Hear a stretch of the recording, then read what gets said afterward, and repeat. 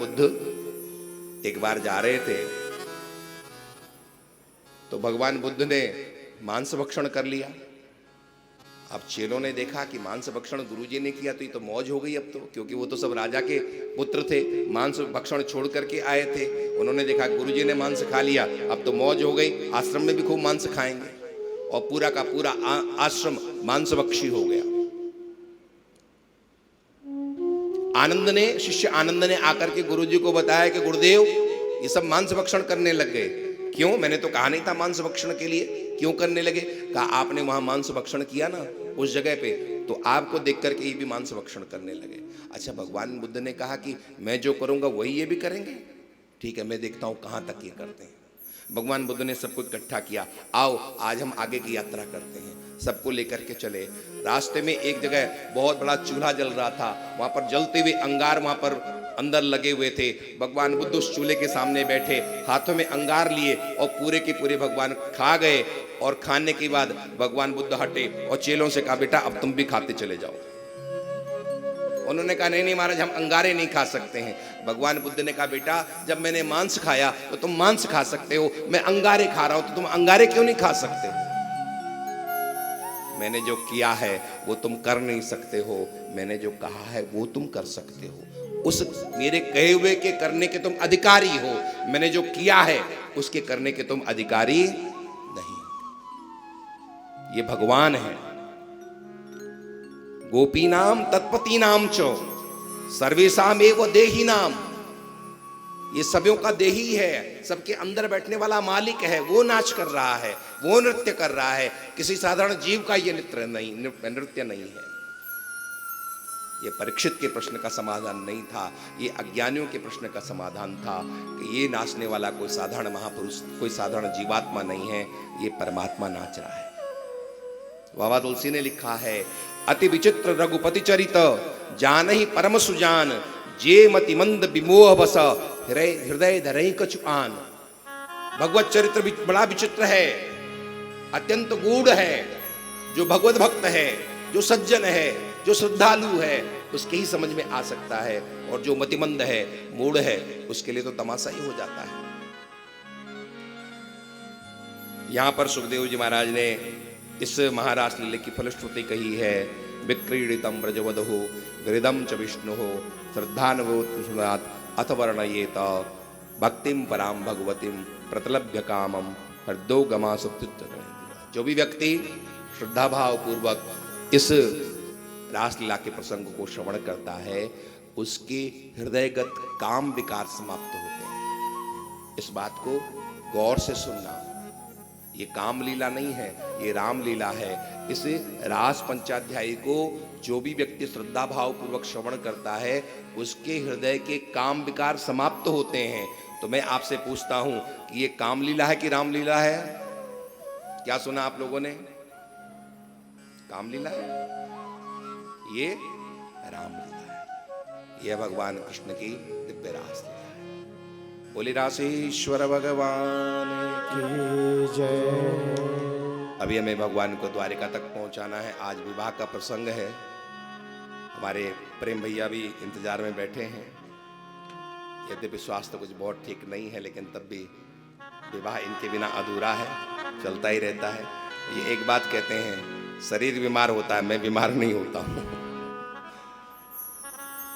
श्री वृंदावन बिहारी लाल की जय।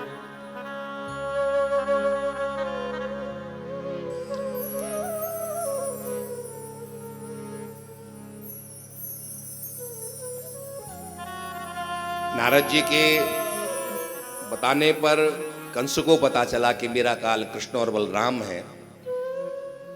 अक्रूर को भेजा है, अक्रूर जाकर के कृष्ण और बलराम को लेकर के आओ, मेरे काल है। हम उनके घर में उनको जाकर के नहीं मार सकते, क्योंकि मैंने उनको यदि उनको मरना होता तो पूतना से मर जाते, अघासुर बकासुर से मर जाते। मेरे जितने भी योद्धा हैं लगभग सब समाप्त हो चुके हैं, वो नहीं मर पाए हैं। तो अब मुझे पता चला है कि वही मेरे काल हैं, उनको लेकर के आओ। कंस को भी पता है भगवान अक्रूर को ही मिलते हैं, जो क्रूर होता है उसको भगवान नहीं मिलते, इसलिए कंस ने भेजा है। अक्रूर भगवान को लेने के लिए गए हैं। एक बहुत अच्छी बात अक्रूर ने वहां पर कही है। कल प्रातःकाल मुझे कृष्ण के दर्शन होंगे। शास्त्र संत कहते हैं गुरुओं की कृपा से, महापुरुषों की कृपा से आपको भगवत दर्शन होते हैं, और मुझे आज दर्शन किसी संत महापुरुष की कृपा से नहीं, किसी गुरु की कृपा से नहीं, एक दुष्ट कंस की कृपा से हो रहे हैं। मैंने ऐसा कौन सा पुण्य किया है, कौन सा मैंने ऐसा तप किया है, या तीसरी बात उन्होंने कही है, कौन सा मैंने ऐसे सतपात्र को दान दिया है। आपसे और कुछ हो ना पाए ना, तप ना हो पाए, जप ना हो पाए, लेकिन एक काम करते चले जाना, किसी सतपात्र को दान जरूर देते चले जाना। यदि परमात्मा ने आपको दान दिया है तो, धन दिया है तो। मैं नहीं कहता हूं कि आप किसी साधु को दान दो, मैं नहीं कहता हूं कि आप किसी भिखारी को दो, नहीं, सतपात्र को, जिसको आवश्यकता है उसको। और वो आवश्यकता वाला आपका बगल में भी हो सकता है, आपका पड़ोसी भी हो सकता है, आपका परिवार का भी हो सकता है। सतपात्र, यहाँ पर उन्होंने कहा है मुझे भगवत दर्शन हो रहे हैं, मैंने ऐसा कौन सा तप किया है, मैंने ऐसा कौन सा जप किया है, मैंने ऐसा कौन सा पुण्य काम किया है, या मैंने किसी ऐसे किस सतपात्र को दान दे दिया है जिसकी वजह से मुझे आज भगवान के दर्शन हो रहे हैं। यानी सतपात्र को दान देने से भी आपको भगवत दर्शन होते हैं। सतपात्र दान, सतपात्र।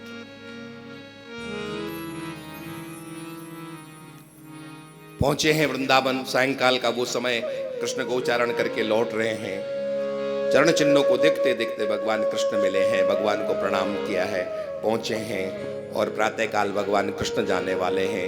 गोपियों को ये पता चला है, गोपियां रुदन करती हैं, कृष्ण हमको छोड़ करके जाएंगे, हे विधाता तुझे दया नहीं आती है, यदि तुझे विछोह कराना था तो तुम मिलन क्यों कराता है। ओ विधातस्तवनक क्वचित दया।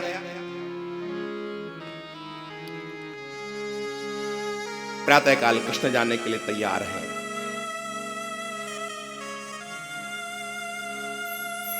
राधा से आज्ञा लेते हैं, देवी आज्ञा दो मैं चलूं, मेरा कर्तव्य मुझे पुकार रहा है।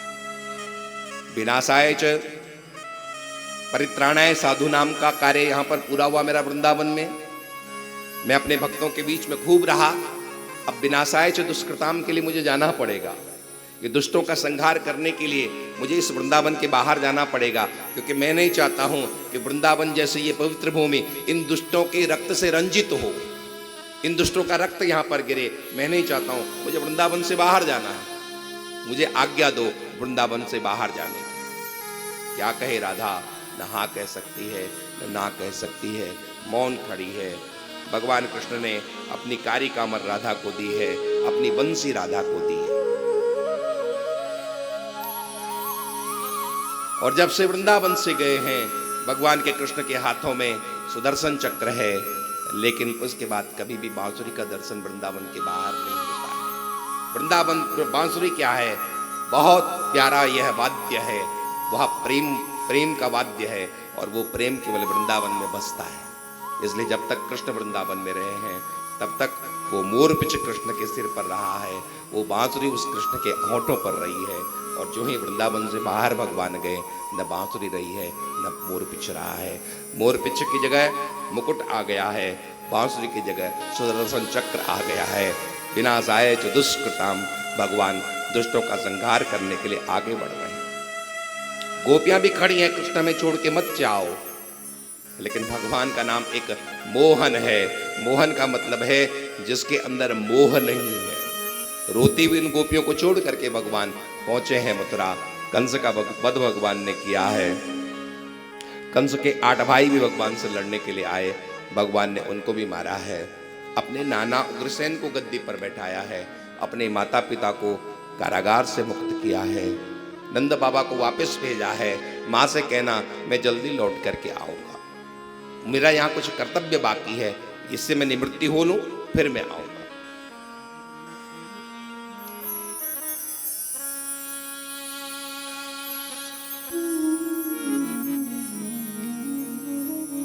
भगवान का जनेऊ संस्कार कराया है पिता ने, बहुत सी गायें दान की हैं, और भगवान पढ़ने के लिए उज्जैनी गए हैं। उस उज्जैन में भगवान ने गुरुकुल में शिक्षा ग्रहण की है, लौट करके आए हैं। उद्धव को वृंदावन भेजा है। उद्धव जाओ, जाकर के वृंदावन में गोपियों को समझाओ। और वहां से प्रेम की दीक्षा लेकर के उद्धव जी महाराज आए। जरासंध ने मथुरा नगरी पर आक्रमण किया। कंस का ससुर था। बेटियों ने जाकर के अपने पिता से कहा कि कृष्ण ने हमको विधवा कर दिया है। पिता ने प्रतिज्ञा की कि मैं कृष्ण को रहने नहीं दूंगा, मेरे ये दामाद का हत्यारा है। और उसने 17 बार आक्रमण किया। भगवान ने एक काम किया। भगवान ने सोचा बहुत अच्छा माध्यम मिला है ये। पहली बार आया, पूरी सेना समाप्त की, लेकिन उसको समाप्त नहीं किया। भगवान ने कहा मैं कहाँ ढूंढने जाऊंगा, ये सबको ढूंढ ढूंढ करके लाता रहेगा। दोबारा आया, भगवान ने पूरी सेना मार दी, लेकिन उसको जीवित रखा। फिर लौट के गया, फिर सबको इकट्ठा किया, फिर दोबारा आया। और इस तरह से 17 बार वो आया। भगवान सबको समाप्त करते रहे, लेकिन उसको समाप्त नहीं किया। इसलिए कहते हैं भगवान कृष्ण जैसा कोई नीति निपुण हो ही नहीं सकता है। भगवान में सब कुछ है, वहां पर नीति है, वहां पर स्नेह है, सब कुछ परिपूर्णता भगवान के जीवन।